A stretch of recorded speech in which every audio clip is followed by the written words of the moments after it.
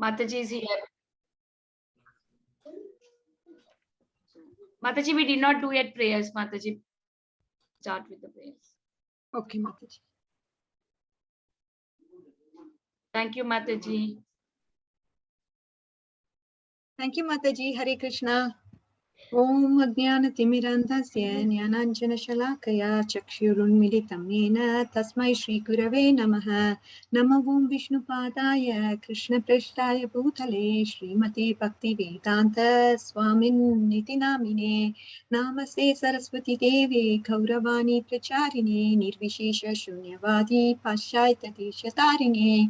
Jai Shri Krishna Chaitanya Prabhu Nityananda Shri Advaita Gadadhara Shivasadi Gaura Bhakta Vrinda.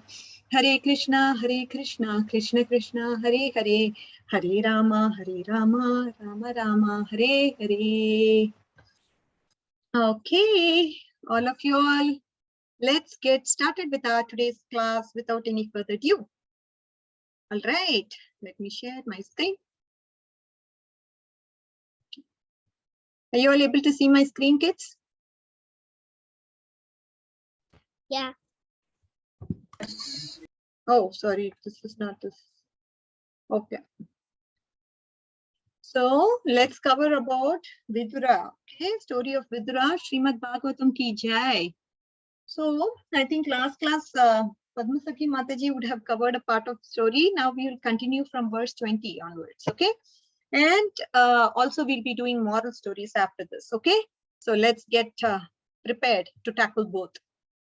All right, so let's get on to the story part. I'll ask you some questions and then we can proceed with the class. Okay, we'll just go with the question and answers side by side. What you can do is just raise your hands and I just call you out by name. Okay. All right, so we all know about story of Vidura, right?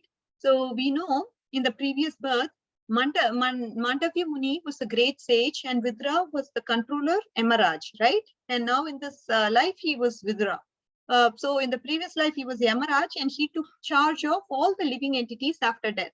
So what happens if a person is not a devotee of the Lord and he has not chanted the glories of the holy names of the Lord, then he goes to the abode of Yamaraj, right? When you are under the influence of karma, then what happens, depending upon how much sins you have committed in this life, you may be going to Yamaraj, and he's the controller. He's the one who decides, okay, this guy, he is tortured so many people, he has done so many mistakes, so put him and give him this punishment. Let's take a boiling oil and then let's put this person inside that oil, which is bubbling in the flames of fire. Can you all imagine that? How crude it is? How rude it? I mean, how much we would feel if we were to be in that kind of a situation, right? It's so hard because people have committed mistakes to that extent, and they are reaping the whatever acts that they have done in the past. They are incurring that sin for whatever sins they have committed. They are incurring the punishment now. So it's kind of very, very hard. That's why we have to be very careful about what we do now to all the living entities in the world. Are we giving them respect? Are we giving them the attention that we need? Are we looking at Paramatma in the hearts of people? And if you don't look at the Paramatma in the heart of even small ants for that matter, then we will, without any kind of sensitivity, we will kill the ants, isn't it? Because as devotees, the rule of thumb is to see what in the heart. Varun, what has the devotee looked at, Varun? He doesn't look at like the bad, he only looks at the good. But what is in his heart? What? What is in his heart? What is in everybody's heart? He looks at that is there in everybody's heart. Compassion? That is right. Compassion is there in devotee's heart, but something else. Some sort of Vishnu. Isha is raising her hands up. Yes, Isha. Oh, Paramatma. Yes. That's what I was asking. So Paramatma is there in everybody's heart, and that is what a devotee looks at, and that's why he hesitates to kill even a small ant for that matter, isn't it? Because he sees Paramatma. So this way we have to respect every living entity, be it a small animal, be it a large animal, be it a human being, be it a non-human being also. Why do we give respect to non-human beings like a table, chair? Why do we have to give respect to them? Any idea? The Supreme Lord is in everything. The thing is, with regards to non-living entities, we see table and chair, okay? They don't have I mean, there is the non-living entities, they are actually given respect by devotees because we will carry the same act to every living entity. When we are disrespectful non-living entity, that shows our slackness. We will say, continue the same thing with the devotees, with the living entities as well. That's why. Are you all able to understand this point? I want Rai Prahlad to say what I said now. Rai Prahlad, why do we have to give a respect to non-living entities, Rai Prahlad? Can you please answer this question? Even though any object or anything is non-living, you have to give respect to it because Okay, you can listen. Advait, come on up. Mataji, Yes, why do we have to give respect? because Mataji, Krishna created them. So even though it's like, for example, What did I say? I want you to say that. Okay, I didn't listen, Mataji. that's okay. Radha?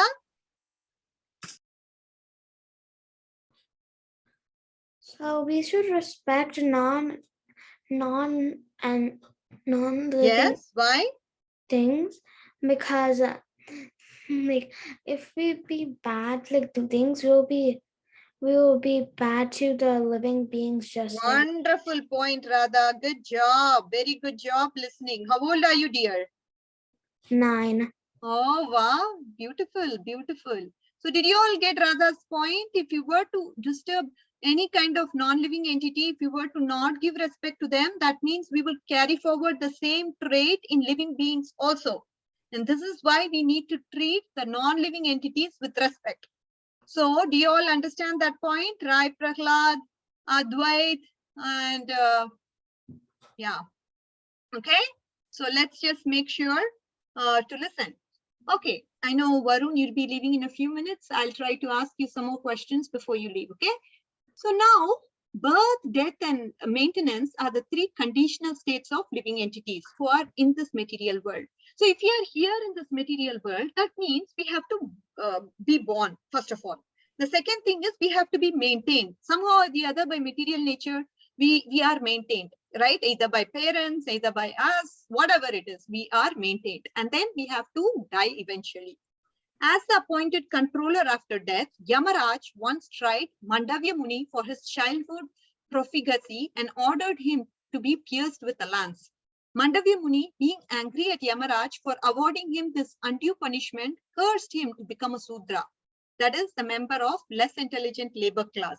Now who's Vidura? Vidura? I mean, he is Yamaraj. He is the controller. He's having this administrative post, and he has stooped down to the material world in order to fulfill the curse of Mandavya Muni, because he did something in the childhood, and for that Yamaraj actually gave punishment to him, and he pierced him with a lance because he pierced a mosquito, I think.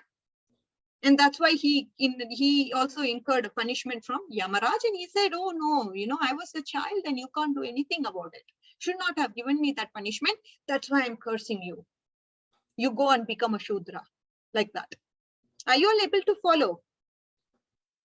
yes, Mataji. Varun, before going, can you just describe this Mandavya Muni story? What happens and what comes back to you when you do something? You're there or not? Yeah. Can you say the story of Mandavya Muni? What happened to him? So I don't think I was really listening. But So this is pretty simple story, Varun. What are you doing? I think the Mandavi Muni is a story where like he had to go to Yamaraj because like he killed an insect, right? Correct. He killed the Yeah. mosquito, and because he killed the mosquito, and because when he kills was the young, mosquito. when he was young, and he killed the mosquito when he was young. And then because of this, Yamaraj took him to hell, except then Mandavi Muni was like, I did this like when I was only like this age, and Yeah. then when he was only 8, and like I'm pretty sure like the Shastras say like if he's below this age and he kills an animal, then he is not to be like going to hell or anything. Correct. Correct. Very good point. So whatever we do in this life will come back Mataji, to I us. need to go now. Hare I Krishna. know. I know. Thank you, dear. Bye. So now we have to very much understand this point. Whatever we do in this life will come back to us in some form or the other, some other time. So we need to be careful about our actions. Okay. So now let's understand what else is happening here. So now Yamaraj took birth in the womb of the kept wife of Vichitravirya from the semen of Vichitravirya's brother Vyasadeva.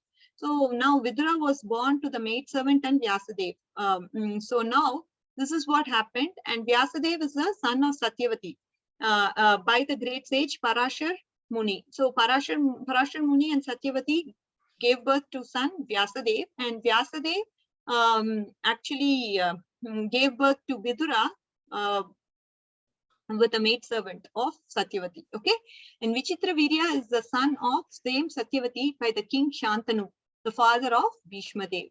So this is what is the case. So now we understand Shantanu and Satyavati, they were married and they had this son called Vichitravirya.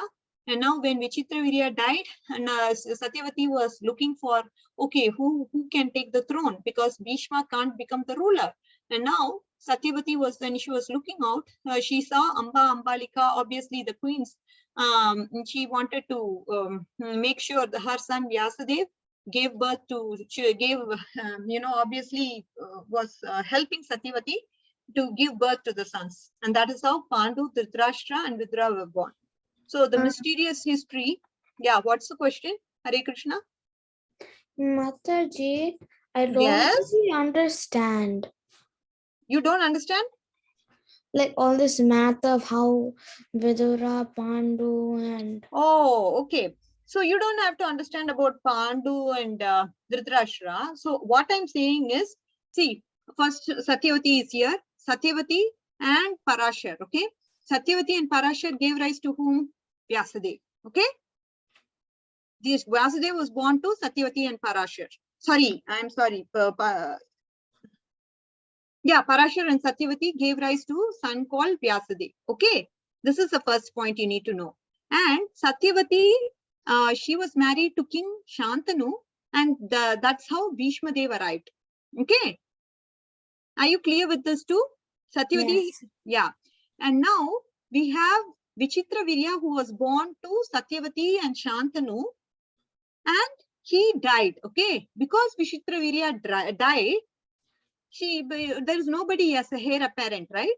In order to for somebody to rule the kingdom, we must have a son. They must have a son. So Satyavati started looking out. Okay, who can help me out? And then she remembered. Okay, my son Vichitravirya is not there anymore, but my son Vyasadeva is alive. So let me call out for help to him. And please, Vyasadeva, come here. And obviously there was this maid servant of Satyavati, and because of their union, we have Vidura. Okay. That's all. That's all you need to know. Okay. All right, Suraj. Hari bol. Yes, ma'am. Wonderful. The mysterious history of Vidura was known to Maitreya Muni because he happened to be a contemporary friend of Vyasadeva. Now we understand Vidura. He understands, because what is the conversation that is happening in third chapter? It is a conversation between Vidura and Maitreya Muni, isn't it? So now Maitreya Muni is able to understand the glory of Vidura. He is born to Vyasadeva. So he is able to understand, okay, there is somebody who is actually speaking Srimad-Bhagavatam and some audience is listening to Srimad-Bhagavatam. And now the questions are posed by Vidura, who's born to Vyasadeva. So he can understand the glory of Vyasadeva and through Vidura. Okay? He can understand the glory of Vidura through Vyasadeva. You can understand that, no? He's asking Maitreya Muni. All these questions are asked by Vidura. Okay?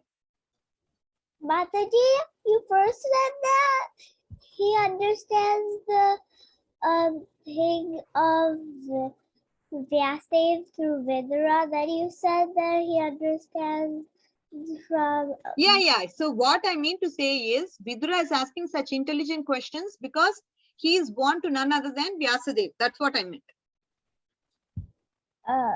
Yeah. Okay. Oh, Rai Prahlad, do you have a question, dear? Yes, Mataji, I had a question. Okay, tell me.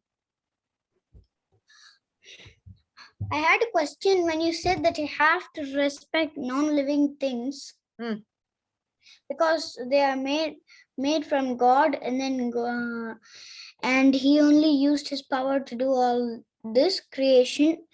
So, for example, if you have like any football or something, and then you're playing, and then that football hit something, and then it broke or something. No problem, dear. Actually, playing games, things of that nature, you can be excused because our intention is what matters, right, Prahlad?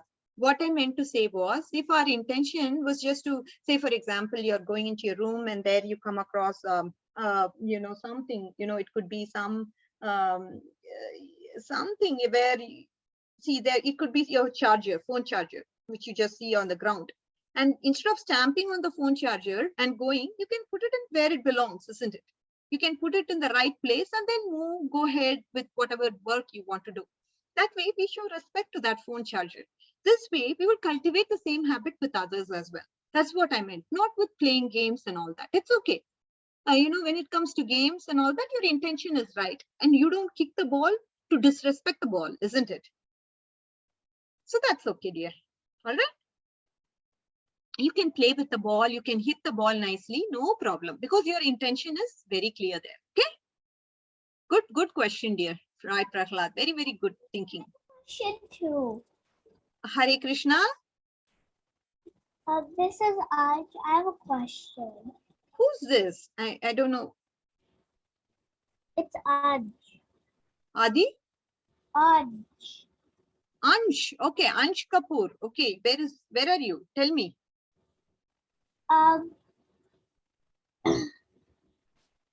So when I also have like a similar question to Radhika, but it's not like. You have to make it fast. Come on. Yes, I'm here listening to you. So, like, you said that we're supposed to respect non-living things, but what if it's something like not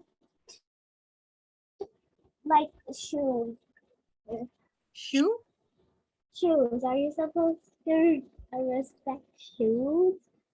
As much as possible. Respect means, what I mean to say is, don't unnecessarily stamp on things, don't unnecessarily do something weird with the things that you have. That's all I'm saying. The respect means you're not going down to them giving the respect. That's not what I meant. Okay? You understand?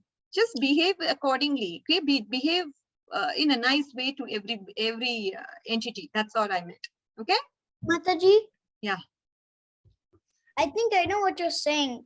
If you get an opportunity to not do the thing that you have to do, then please try the opportunity.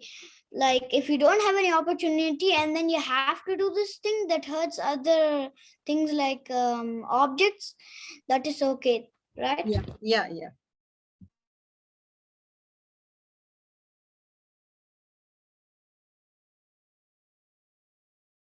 Very good point. Anyways, yeah.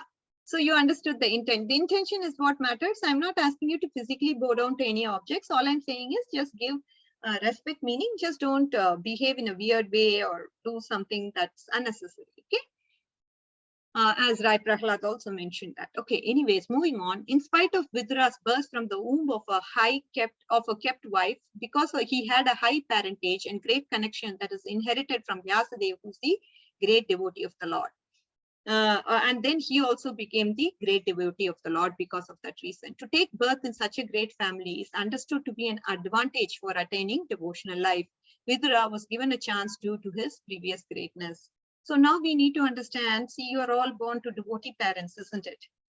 So now, because of that reason, you're able to come and attend Krishna conscious classes, and you're able to attend so many other classes in the devotional service, right? So this is what is important at the end of the day. Now, when you look at Vidura, he was born to Vyasadeva. Such a big deal, isn't it? Because we know Vyasadeva is the Satyavash avatar of the Lord. So, you know, being born, having these devotee parents is very, very helpful for us to progress in devotional service, because they lay the foundation for us, isn't it? You can chant with your parents, you can do aarti with your parents, you can sing songs with your parents. So many things you can perform, isn't it? You never, do you feel bored or something? Because you all, one way or the other, you're engaged in some form of fashion, in some class or the other, isn't it? Because of devotees, you're constantly engaged. If you have a temple nearby, that is even more advantageous, isn't it? You go to the temple, dance, Hare Krishna, Krishna Krishna, Hare Hare, Hare Rama, Rama Rama, Hare Hare.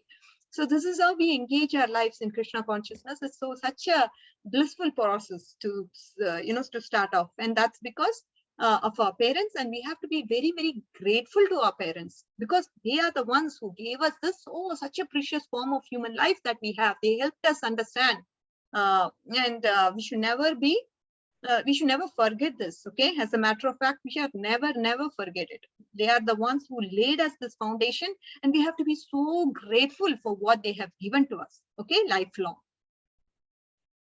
Mataji, Yeah, Anj. the temple which I go is not near me. It's 2 hours away. What is that, baby? The temple which I go to is not near me. It's 2 hours away. For us also, it's 2.5 hours. Everything you said that we should be grateful to our parents that they give us such a precious life, but not just them. You too. You know, I'm not able to hear you. You said we have to be grateful to our parents for them giving Krishna consciousness to us. Yes, then? But not just them. We should, you too. Oh, to me too? Did you say me? Yeah. Yes, of course. I'm just saying from the perspective of who introduced. Okay, you because of your parent, you got introduced to me, na? They are the ones who introduced, they introduced Krishna consciousness into your life, because of which you are able to get these connections. That's what I meant. That's why we have to be grateful not only to them, but all the Vaishnavas who are there to help us in Krishna consciousness. Of course. Okay. But definitely we should be grateful, because they gave us this good platform where we are able to serve the Lord, serve the Vaishnavas, and be very happily engaged in Krishna consciousness. We should never forget that and be thankful, because we are always having the interactions with our parents, and if we don't realize their glory, then we'll take them for granted, isn't it? That's why I want you to understand that they play an important role in our lives, and we need to acknowledge them by giving them kiss, by giving them hugs, by giving them beautiful surprises. You can make some delicacies, prasadam, whatever you can do. You just try to do all that to your parents. Okay. Anyways, coming back to the point, let's just I don't know, we are getting late. Because we need to do moral stories as well. So we'll just try to wrap this out as soon as possible. Anyways, Yamaraj, the great controller of life after death, decides the living entities' destinies in their next lives. He is surely among the most confidential representatives of the Lord. Such confidential posts are offered to the great devotees of the Lord, who are as good as the eternal associates in the spiritual sky.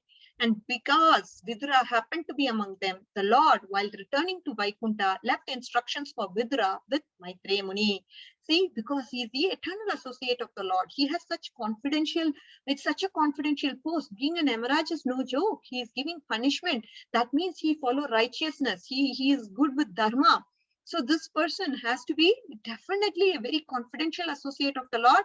And hence, what did Krishna plan for him? He left before leaving to Goloka Vrindavan, he actually left instructions to Maitreya Muni to have him take care of Vidura. That's why Vidura is under the care and protection of Maitreya Muni, and he's able to clarify all the doubts that he has, not only for his sake, but for the benefit of the world. Because people, they usually think about benefit of the world, because Vidura may have answers to all of them. But then we don't have answers now. That's why for us to understand, he's just asking these questions so the whole world can be benefited. Generally, the eternal associates of the Lord in the spiritual sky do not come to this material world. Okay.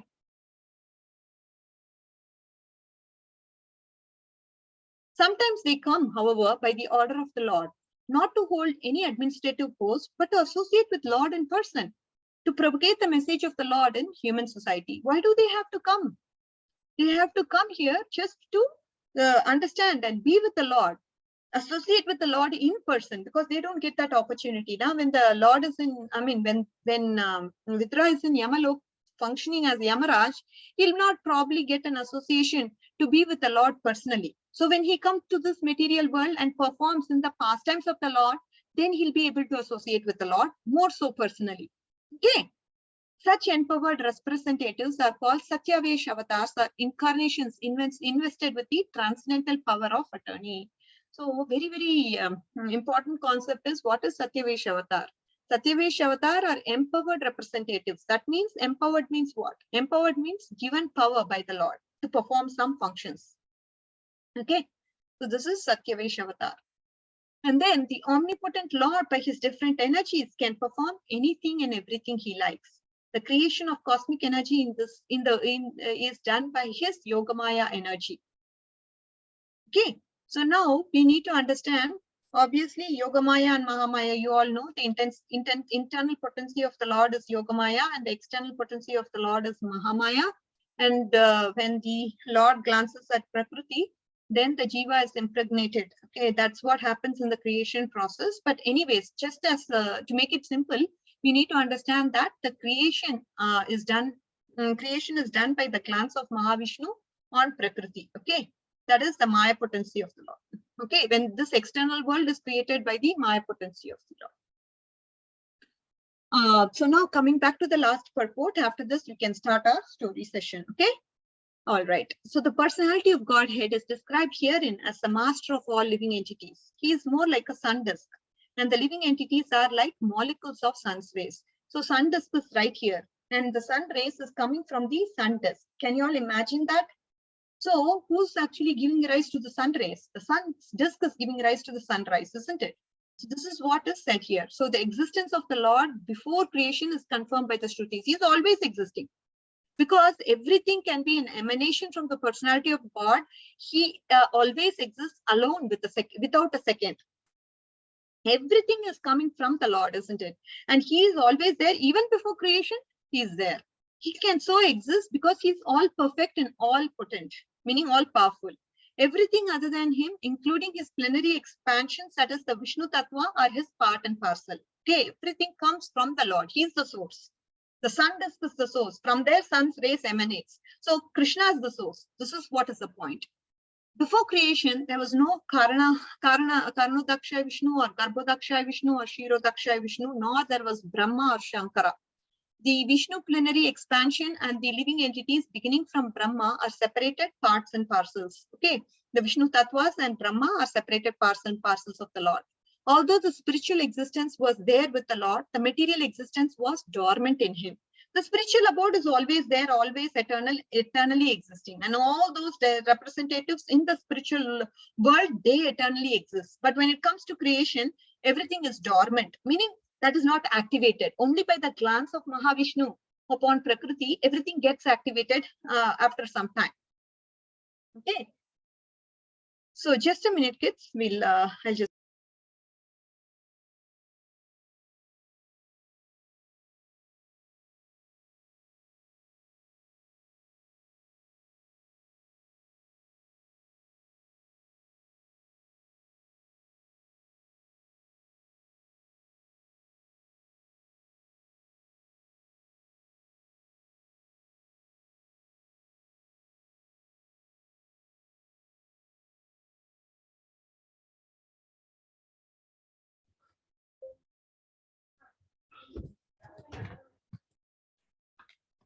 Mataji, you're on mute.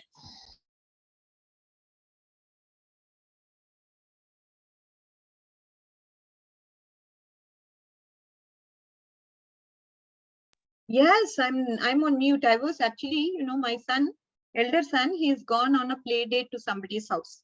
So I was trying to coordinate that call and take care of him. I had to pick him up in 45 minutes time. That's what. Okay. So now we have, so what are we talking about? We are talking about material existence and spiritual existence, and the spiritual world is always eternal, always there. But the material world is dormant. Okay, it has to be activated by Krishna. Okay, that is what needs to be done. Only when it's activated by Krishna, then we will have this material creation going. And only by his world, this material manifestation is done and undone. Undone means destruction. Okay. The diversity of Vaikuntha Loka is one with Lord, just as diversity of soldiers is one with same as the king. Okay, that's about this chapter, and I'll just ask a few questions. Okay, so what are the three Vishnus? Do you know? Anybody knows who the three Vishnus are? Isha. No, what did I say? What was the rule of thumb? We need to raise the hands. Everybody will be given opportunity. Don't worry. I can name one of them. One of them is Mahavishnu. Yes, good job. Right, Prahlad raised his hands. Yes, go ahead, dear. One of them is Garbhodaya Vishnu. Wonderful. All right. Anybody? Tulsi Manjari. Well, who's the third Vishnu? Who's there in everybody's heart? Garbhodaya Vishnu. Shirodakshai Vishnu. Yes, good job. And who is the secondary creator? Secondary creator. Ansh. Shai Vishnu. Secondary creator, baby. Brahma. Brahma. Good job. Okay, so can we get started with stories? I know we have probably 10 minutes or so. Mataji, what's the magic number? What's the magic number? What do you think is the magic number? Infinity. Mataji's voice. 25. Oh. 10. Infinity. Infinity. Infinity. Google Plus. Yeah. Google Plus. Okay, let's get Infinity to the power of infinity. Suraj, you're telling me complex mathematical expressions. No? Infinity to the power of infinity is infinity. Wow. So, but it's infinity times infinity times it, so on and so on. It's the same thing. No problem. We can get started. Infinity times infinity is gonna be hard. Infinity. Yeah, let's go to Panchatantra stories, okay? Is not Ratnamali Mataji not here today? Yes, baby, she's not here today. Suraj, you got it right. Maybe we can do the story. I think it's pretty interesting. Mataji, can you share this website? No, dear, I don't have this website. I just have this PDF. Maybe you can search for Panchatantra stories. You'll get it, hopefully. Okay? And we'll be going through it anyways now in the class. Okay. Can we all get started now? Yes. Okay. Long ago, in the kingdom of Mahila Rupya, there lived a king who was ruling very ideally, meaning very nicely. He had 3 sons who were not intelligent. Okay. None of his sons were smart enough to rule his kingdom. The king was worried. He kept on thinking for a long period of time. How can I make my sons smart in a very short period of time? Yes, of course. He thought if my sons would know the scriptures, then they will become smart very fast. So what is he doing? Great idea came to him. He then started looking out for a teacher who would help his sons, the scriptures, and make them knowledgeable and smart in a short time. Wow. His minister suggested the name Vishnu Sharman as the old skill Pandit. Okay. This is a Pandit whom they were trying to go and approach. But there was another problem. He said it would take more than 12 years, even for an intelligent man to grasp all the elements of the scriptures. Then how could this old teacher accomplish the teaching in a short time? Because he wanted a heir apparent. Okay, this heir apparent has to become ready soon because king is getting old. He wants to make sure that one of them gets appointed as a king. To become a king, you have to be intelligent, isn't it? But Vishnu Sarma was wise. He convinced the king that he could teach the princess about kingly conduct through the series of stories which would be more effective than scriptures. Initially he said 12 years. And now he just convinced the king somehow saying, oh, I'll teach them stories. That way it would be more easy to learn in a short period of time. I can also teach about kingly conduct through the series of stories. Okay, this will be effective than the scriptures, he said. Then the Vishnu Raman compiled the stories in the 5 volumes known as Panchatantra. That's how it's meant for the princesses to learn about kingly behavior. So these are the stories. Oh, that's not a story. I'm so sorry.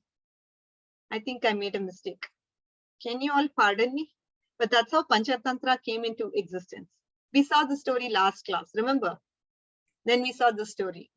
Yeah. Yeah. Yeah, I'm sorry, kids. Okay, can we see the story now? Elephant and the mice. Yeah? Is that okay?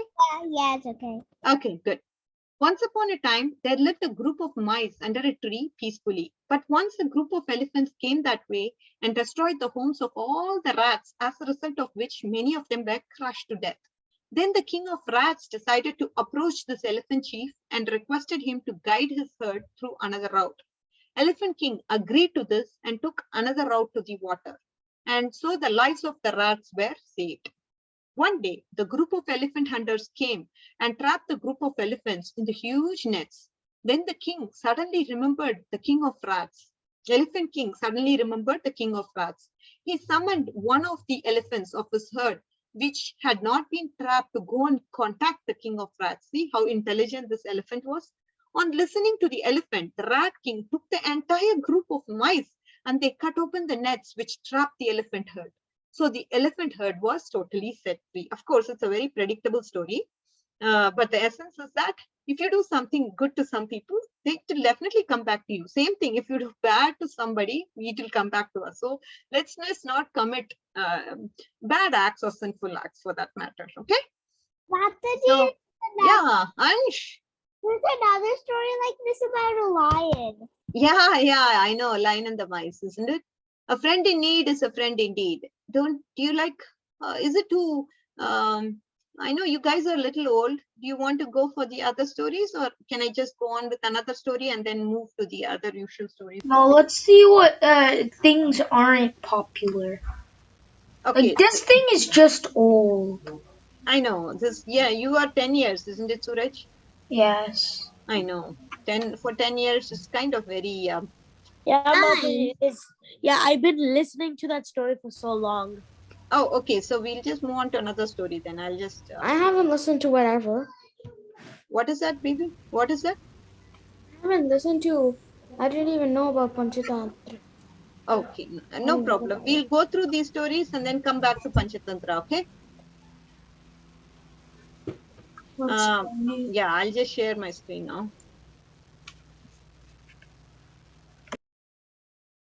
Okay, the poor Brahmin. Hundreds of years ago, 300 years ago, there lived a very staunch but a very poor Brahmana in Krishnanagar near Mayapur. The king, Krishna Chandra, the heard of this learned Brahmana and went to visit him on his palanquin. See, he's being carried in a palanquin. Dear Brahmana, can I help you in any way? You're staying in this poverty condition, so can I be of help to you? I can send grains, cows, bulls, horses, gold coins, and servants. Do you want any of those? No, I don't require any help from you. But I can see you are very much poverty-stricken. No, I'm not poverty-stricken. My students beg some rice, which I boil and eat. This is what I do for my living, along with the leaves of the tamarind tree. So I'm not poor at all. I'm satisfied in chanting the holy names of the Lord. I don't need anything else. I have everything. So this is the understanding of a devotee, isn't it? The devotee doesn't need anything. He's so happy, blissful, satisfied, performing devotional service of the Lord. So there's nothing else that he needs because he's internally satisfied and is not looking for external pleasures. One who knows Brahman is satisfied, Brahma Bhuta Prasanatma. This is the understanding. So now What is the moral of the story? What did you all learn from the story? Okay, let me ask. Kavya, go ahead, dear. That we learn from the story, if the brahmanas were like, the brahmana was satisfied without anything except the tree thing. Chanting of the holy names of the Lord. Good job, dear. Right, Prahlad, what did you understand, dear? Mataji, I understand it, that what we need mostly is only chanting. Because even though we chant, we're still going to go to Godhead. So we're going to get satisfied in Godhead. So we don't need to get satisfied right here. If you get satisfied right here, you'll not get that much satisfied in Goloka Vrindavan.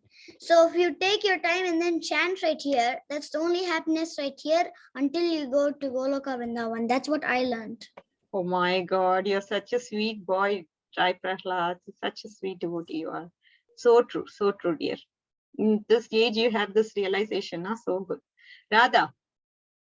What I learned is like we should be satisfied with everything we got.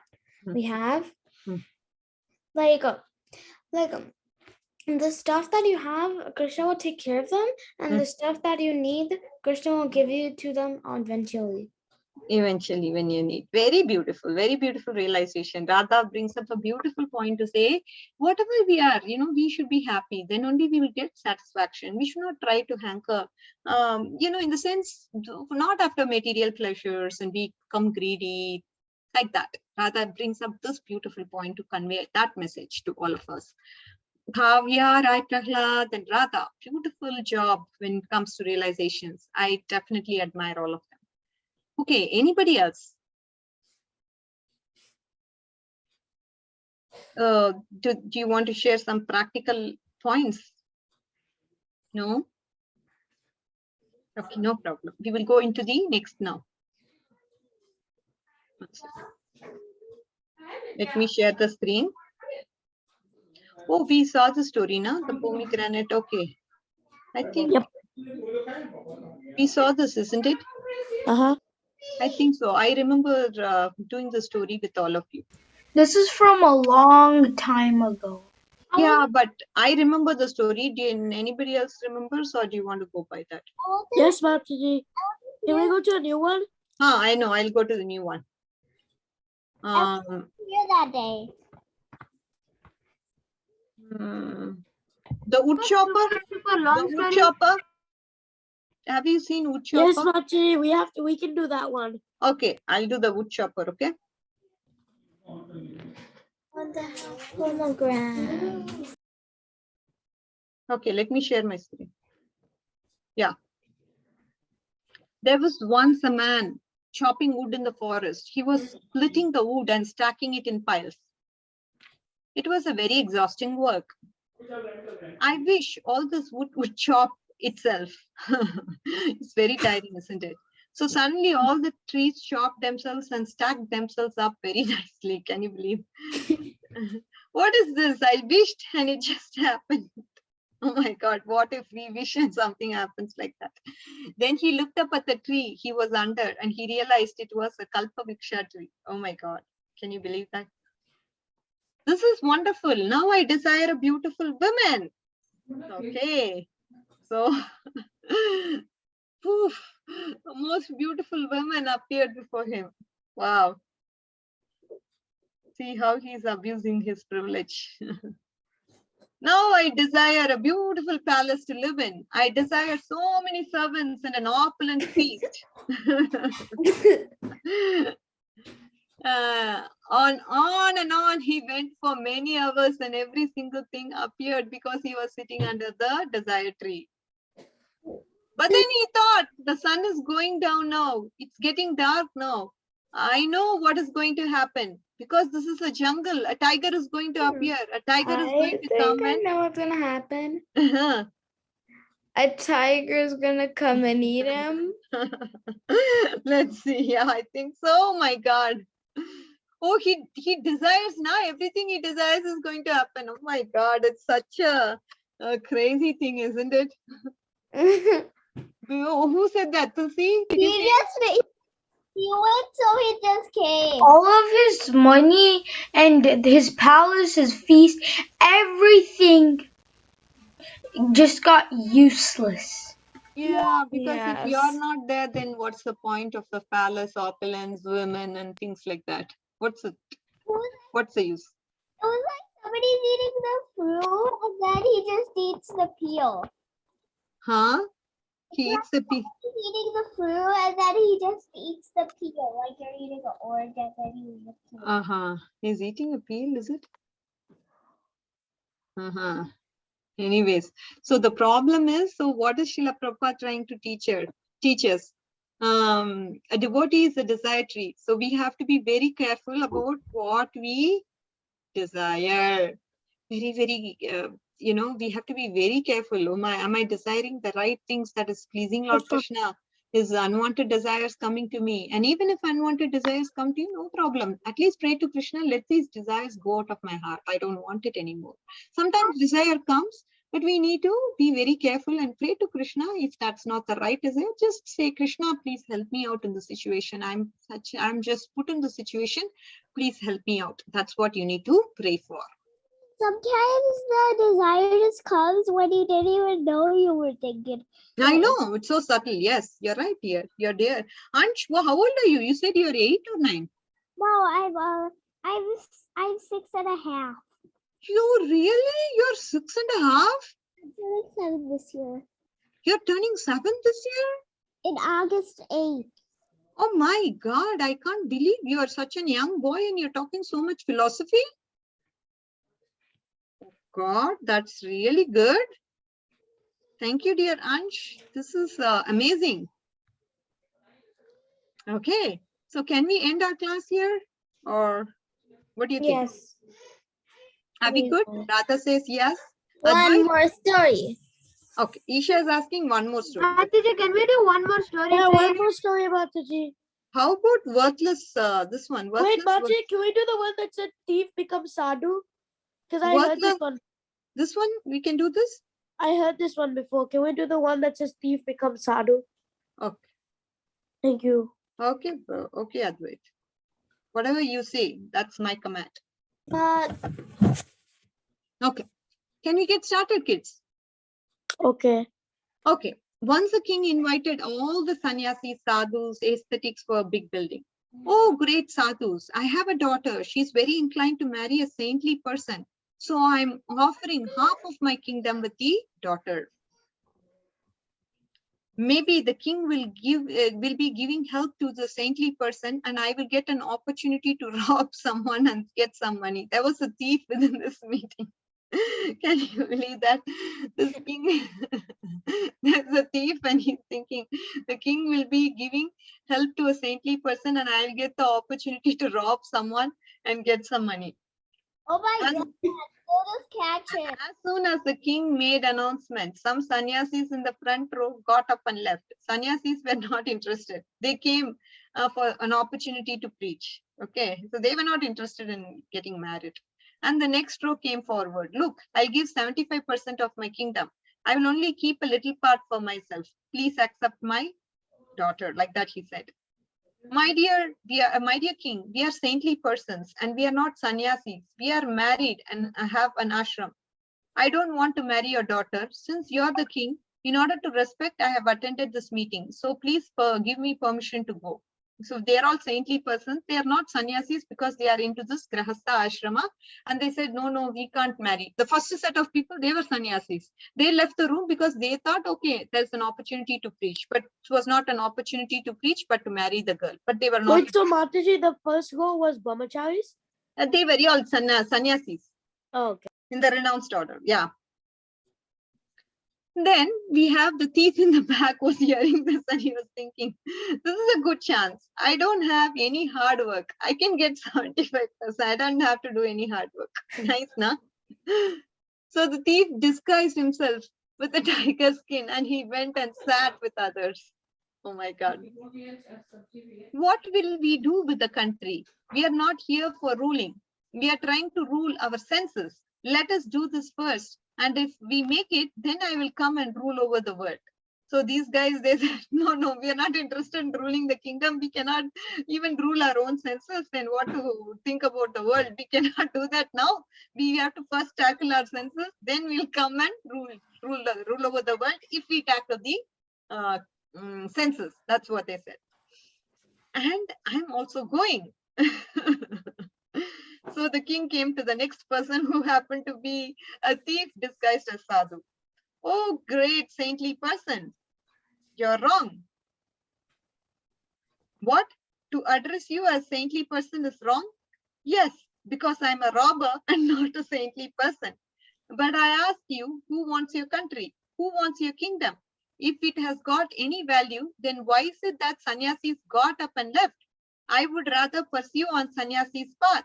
I will neither rob anymore, nor I will marry your daughter. I'm sorry, but I'm going. Oh my God. Mataji, he doesn't even know why the sannyasis didn't take it. No, the thing is, it's very important, Advait, to know, understand this point. If you're in the association of pure devotees, your heart can transform without even any kind of, you don't have to know anything. See, this guy, he's saying, I'm going to go with the sannyasis. Just the association of devotees matters. Pure devotees, right? These people, they didn't care about kingdom. They didn't care about how much money. Oh, you know, if we were given that situation, if we were to ask to marry a most wealthy girl of the whole world, then we would probably say yes, because I'm going to get so much wealth. I'm going to be happy. This is what we look forward to in this material world. But none of them, they were ready to get going with that proposal. They said, I have to tackle my senses. We are here to preach and not anything else. Some people, they went out because they were grahasthas and they already had a grahastha ashrama. So these people were all very, very, the sannyasis of the renounced order, obviously they are pure devotees of the Lord, right? Because they renounced everything because they are having higher pleasure. So when we come in the association of pure devotees of the Lord, what happens in the process is our hearts also change. That is why when we get in association of pure Vaishnavas, your parents will say, yes, can we go now? And you should obviously say yes to those situations. Never say no to them. Just go with the flow. Okay? This is the learning, dear kids. Advait, you get the point, Kanna? I mean, did you get this point? Yes, Mataji. Wonderful. So now we can read the moral. This moral says the thief had acquired the nature of a thief by his previous activities, but by association of sannyasis, he developed the nature of the sadhu in just a very short time. Lava matra sadhu sangha sarva siddhi hai, just a moment's association brings all perfection. This is what Srila Prabhupada wants to convey us. Isn't this a beautiful story for today? Even the previous story is something I liked. I think that was a very, very, very powerful learning. The desires we should be very careful with our desires. I like that also. I like this also. All glories. Yeah. The story that worthless worshipping Kali. Yeah, to next week we'll see. Could we get one more? One time is up, Suraj. Yes, Machi, how many did you give us? You gave us 4, right? Huh? I gave 4, yeah. Yeah. What was the highest number you ever gave us? I think 4 is the highest number, isn't it? Yeah. It's 3. So one more. What's the highest number Ratna Mataji gave you? We'll try to beat that next time. 2, I think. 2. Because Okay, Machi usually gives like one long story or 2. Yeah. So we kind of saw short and long stories today. Too short and too long, probably. Yeah, but Can we do 6 next time? But it doesn't really matter if they're short. Oh, we'll try 5 maybe. I'll but try 5. Mataji, what I like is like having less stories that are longer because there's more detail and more like story to it. I think Prabhupada's stories have been very instructive, Advait. I think he teaches profound concepts, even though they are 14 pages or something, that the concepts are very profound. See, now we got a beautiful point to say, oh, you have to be in the association of pure devotees. Then what happens is our heart transforms. Even just a moment's association, that's what Srila Prabhupada says, in the purport, even a moment's association with pure devotees change your lives. Yeah. It's like this, Mataji. If you take a bunch of short naps every 5 minutes, it's not that like fulling. But then if you take one long nap for 2 hours, then it'll be good like that. Oh, like that you want Mataji. long stories? Yeah. Yeah. Radha, yeah, go ahead, dear. Are we gonna end the class now? No, it's done. We can, so the main rule is that we have to say Vansha Kalpa and then dismiss, okay? So let's say Vansha Kalpa. Vanchakalpatarubhyascha kripa sindhubhya eva cha Patibhyo Vaishnavibhyo Namo Namaha. Ananta Koti Jai, Vaishnav Vrinda yeah, ki jai. Namacharya Srila Haridas Thakur ki jai. Srila Prabhupada ki jai. All glories to the assembled kids. All glories to assembled Vaishnavas. And thank you, Vinita Gandharvika Mataji. Hare Krishna. Hare Krishna. and Jai tree story. Jai to 3 stories. Okay. No, the tree story. The tree one. That's because Oh, On the video. that one was the one with Vanchakalpa. yeah. Oh, bye, dear. Neighbor's kid. Yeah, neighbor's kid.